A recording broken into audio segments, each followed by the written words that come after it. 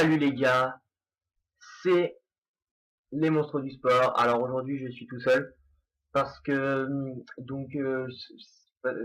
c'est une vidéo de projet personnel. Donc en fait on se retrouve sur le jeu Tour de France 2015. Donc nouvelle partie professionnelle, ouais, parce que ça fait longtemps que j'ai pas joué. Avec les startistes officiels, on va juste dégager euh,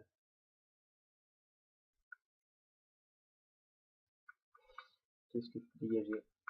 Je peux dégager celle-là. Ouais, voilà. Donc on se retrouve parce qu'aujourd'hui, voilà, comme vous le savez, le parcours du Tour de France 2016 a été dévoilé. Et donc, une fois de plus, il sera favorable aux grimpeurs. Et euh, on connaît à peu près comment dire, les favoris, enfin la plupart des favoris. Donc, en l'occurrence, il y aura Christopher Froome qui s'annonce être encore une fois le grand favori euh, de cette édition. Euh, ou encore euh, Nairo Quintana, bien évidemment. Donc,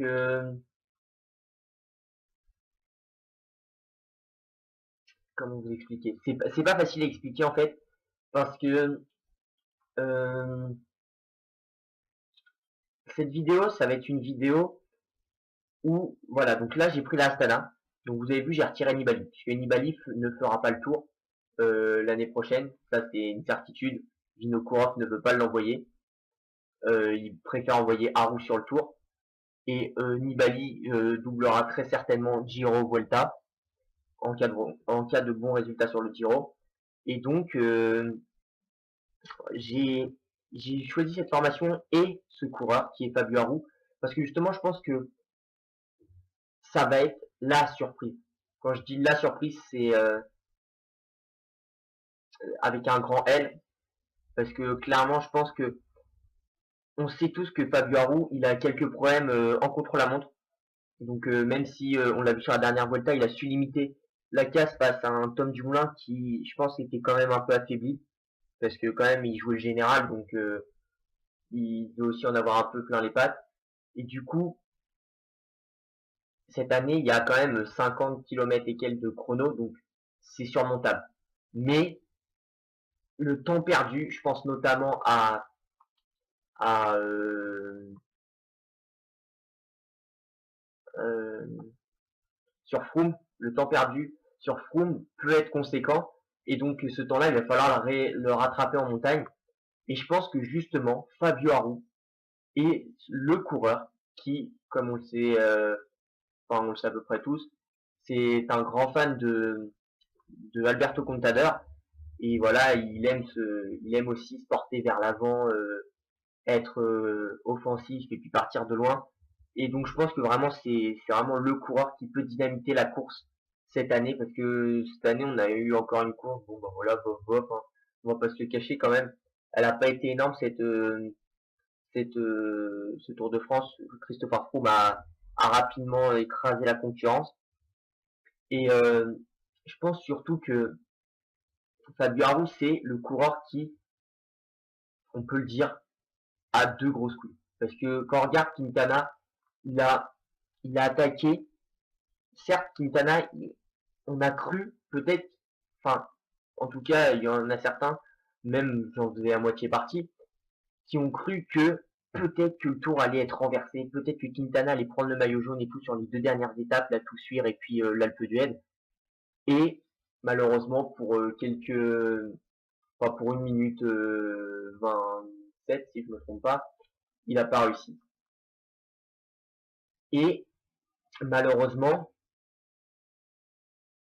on a regretté ça cette année, c'est que Quintana, il a attaqué. Alors certes, il a mis une grosse mine à l'Alpe d'Huez, mais il est parti de trop près. Et Fabio Aru, ça peut vraiment être ce coureur qui peut mettre en danger la Sky même si voilà, ils se sont renforcés énormément justement en recrutant Mikel Landa, euh, qui sera d'ailleurs le leader sur le Giro. Donc ils ont recruté du beau monde, la Sky, mais je pense que Haru a une équipe, enfin aura une équipe à sa disposition qui sera assez costaud. Et je pense qu'il va se lancer dans de grandes manœuvres sur ce tour. Parce qu'il voudra soit anticiper, soit rattraper le temps qu'il perd sur les contre-la-montre. Et on risque, enfin c'est pas on risque, j'espère qu'on aura des attaques de loin, des grandes offensives euh, de la part de l'Italien. Parce que voilà, je trouve que c'est un coureur qui a du panache. Pour moi, il me fait beaucoup penser à Andy Schleck. On va pas se le cacher, Andy Schleck qui était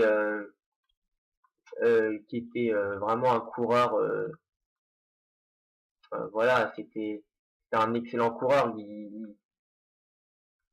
Il avait pas peur d'attaquer. Et ça, je pense que c'est pareil chez Fabio Aru. Il a pas cette crainte de passer à l'offensive, même si voilà, il est pas sans être dans un jour sans. Parce que certes, quand on part de loin, on peut très bien avoir une petite baisse de régime ou quelque chose comme ça. Et donc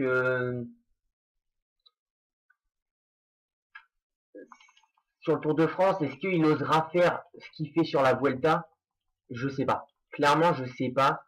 Mais ça serait excellent pour le spectacle que il fasse ce qu'il fait sur le Giro, sur la Vuelta, ce qu'il a fait cette année. Parce que j'ai trouvé que ça avait vraiment été bien de sa part. Il a vraiment cherché à dynamiter la course, à essayer de la renverser parce que clairement, Contador, voilà, Play Cyclisme reconnaîtra dans les paroles, il a fait du Contador, voilà, c'est ce que je l'ai mis dans un de ses commentaires. Il a attaqué sur des endroits où on s'y attendait pas forcément. Il a fait plier ses adversaires qui étaient Haru et Landa. Bon, à un moment, Haru avait vraiment reculé au général, donc Contador s'est contenté entre guillemets de d'observer seulement Mikel Landa. Est-ce que c'était une erreur de sa part? Je sais pas. Je sais pas parce que Mikel Landa, de toute façon, enfin voilà, après, je suis pas tellement convaincu que ce coureur soit vraiment un très bon grimpeur, mais bon, chacun a son avis dessus. Et donc Fabio Aru a profité du marquage de Contador sur Mikel Landa pour justement euh, revenir et puis terminer à moins de 2 minutes de Contador, ce qui est vraiment une très belle performance.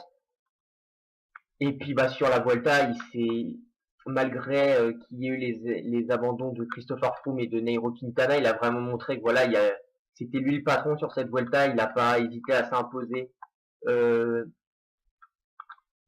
il n'a pas hésité à prendre la course en main, pardon, notamment le dernier jour avant l'arrivée à Madrid, où il prend le maillot rouge en attaquant enfin, en commençant à manœuvrer l'offensive à plus de 40 km de l'arrivée, donc ça c'était vraiment quelque chose d'extrêmement bien pour le spectacle. Bon, Tom Dumoulin, c'est pareil, c'est un peu le même cas que Mikel Landa. J'y crois pas trop à ce mec-là, mais bon, s'ils sont vraiment, s'ils ont vraiment fait des progrès et tout, tant mieux. Mais la suite nous le dira. Et puis, bon, de toute façon, enfin, même je me doutais que même Quintana sortant du Tour, même s'il n'avait pas été malade, il aurait du mal face à un Fabio Aru qui a bien progressé quand même depuis l'année dernière, où il avait fini troisième du Giro derrière un Quintana qui bah, avait profité des circonstances de course favorables également quand même. Mais voilà, sa Vuelta elle est méritée. Bah après j'aime bien Contador, mais je trouve qu'il aurait également mérité de remporter le Giro. Parce que certes, il a fait des erreurs, il a eu des petits coups de moins bien, on peut pas se le cacher, il a pas été sans reproche le Fabio Aru.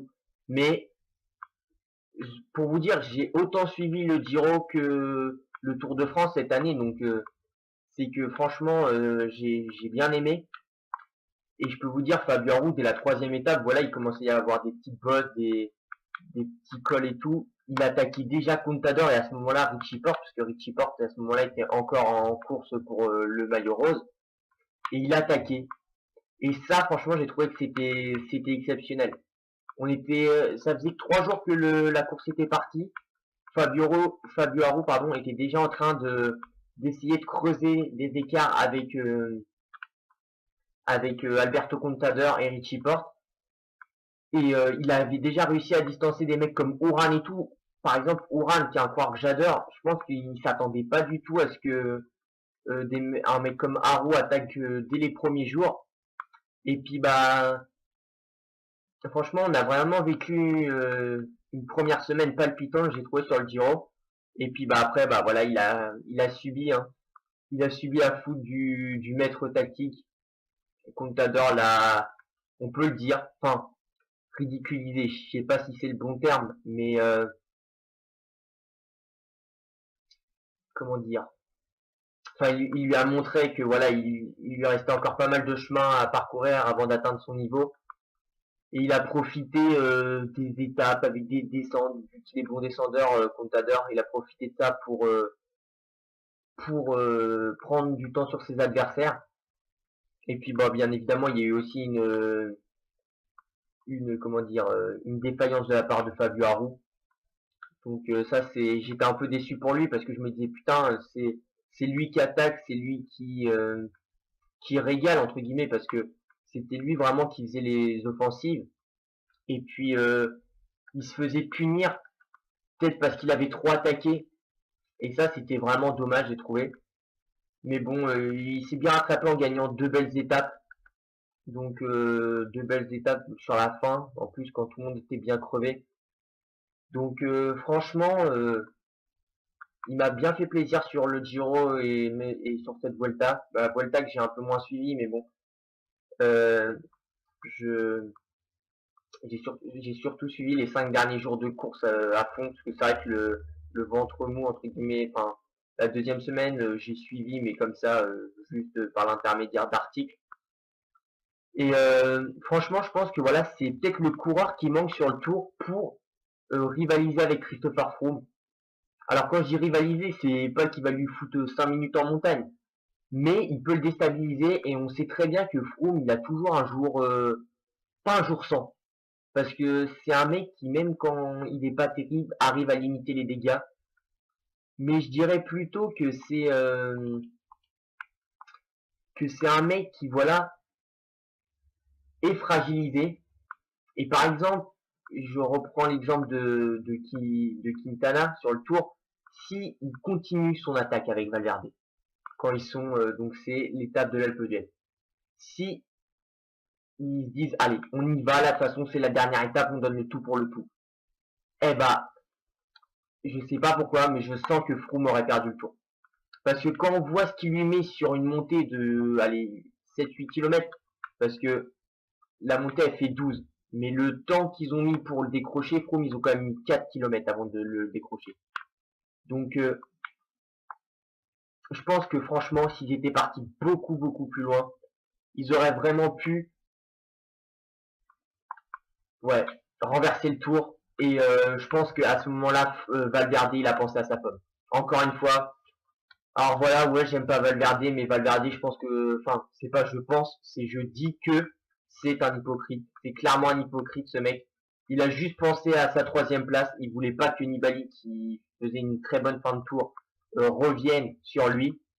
Et du coup, il s'est dit, ouais, si jamais on part de trop loin, qu'on a une défaillance ou j'ai une fringale, et que là, enfin, plutôt, ou un problème mécanique ou une bulle comme ça, et qu'après je me fais contrer, je pense que c'est plutôt dans cet esprit-là qu'ils se sont joués. Et puis Quintana, c'est pareil. Quintana, il s'est dit, si jamais j'attaque et que de toute façon ça sert à rien, j'aurais peut-être plus de jus pour la fin.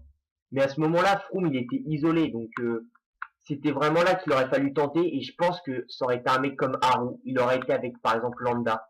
Donc cette année, ça va être un peu chaud. Enfin, j'espère qu'il aura un mec qui pourra bien l'aider sur le Tour de France. Mais par exemple, il aurait été avec Landa, ça se serait passé sur le Giro, ça, Froome il perdait son maillot.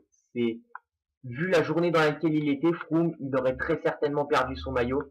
Et c'est vraiment dommage de pas avoir persévéré et d'avoir coupé son effort.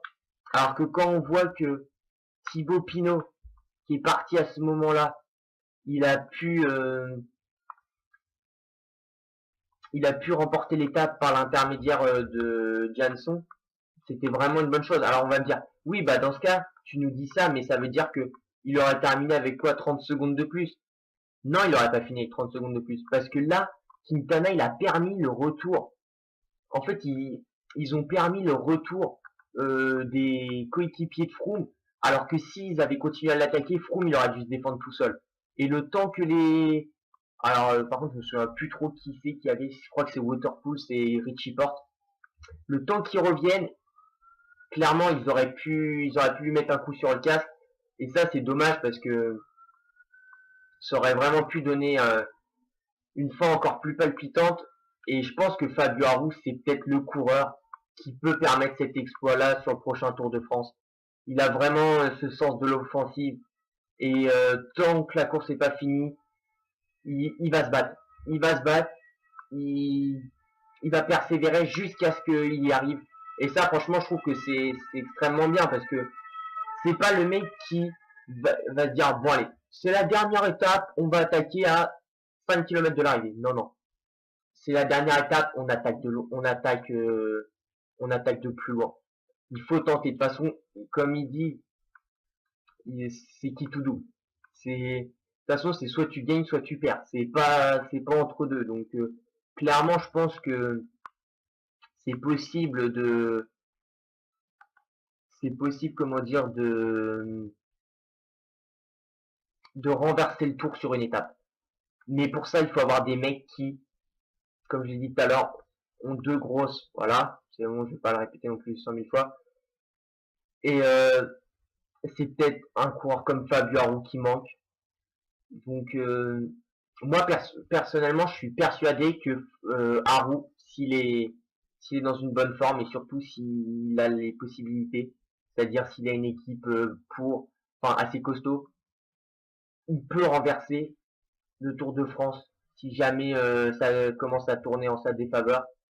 Mais pour ça, il faudra un très très grand, euh, il faudra comment dire que Vinokoura fasse une très bonne équipe. Parce que clairement, avec le départ de Landa, de Rentaramae, le fait que Nibali fasse le Giro, j'ai peur que l'équipe Astana soit plus aussi forte que cette année. Donc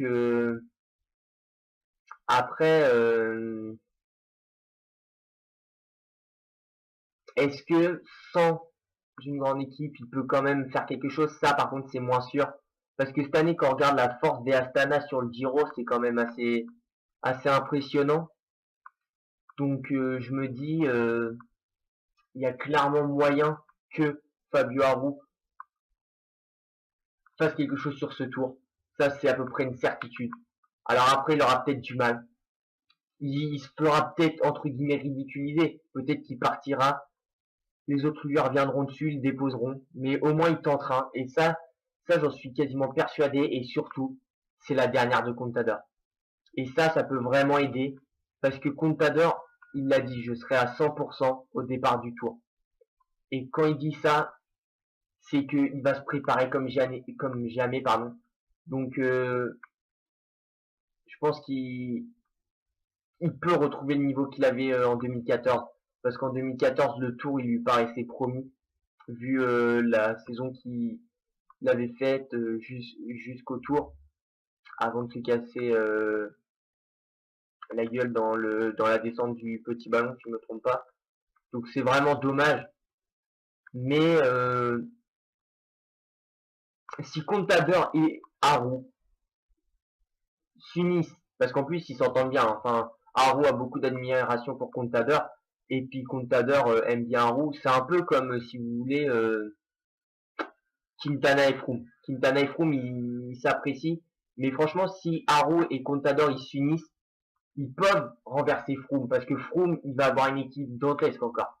Bon, Richie Porte est parti, mais ils ont recruté qui? Ils ont recruté Landa, ils ont recruté Injosti, ils ont recruté Kwiatkowski, Ils ont encore Geraint Thomas, Peter Kinnock, Mikel Niébé. Ils ont vraiment une équipe de, ouais, on peut dire une équipe de porc. Et clairement, pour faire sauter le verrou Sky, ça va être très compliqué. Et je pense qu'il va falloir avoir des coureurs comme Haru, comme Contador pour sa dernière. Et j'ai envie d'appeler les Français aussi, parce que les Romain Bardet, les Warren Barguil, les Thibaut Pinot, faut pas attendre de se prendre 4 minutes dans le chrono pour se dire bon allez on va attaquer, faut partir de loin, faut pas se dire ouais faut qu'on finisse avec les favoris, faut finir devant les favoris. Et pour ça, si tout le monde s'unit contre Froome et Quintana, parce que Quintana lui va rester avec Froome,